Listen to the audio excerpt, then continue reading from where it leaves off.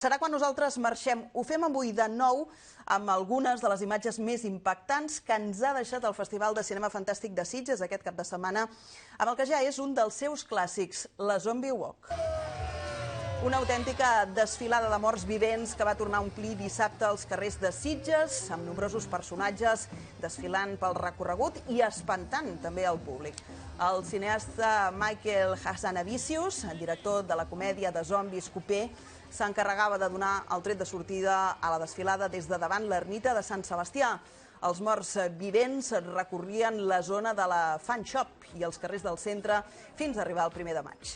Al llarg del dia, maquilladors professionals convertien fanàtics del gènere en autèntics zombis. Final terrorífic a l'informatiu d'avui, amb què els deixem demà i tornem a Canal Blau, com sempre, per seguir repassant l'actualitat. Que vagi molt bé. Adéu-siau.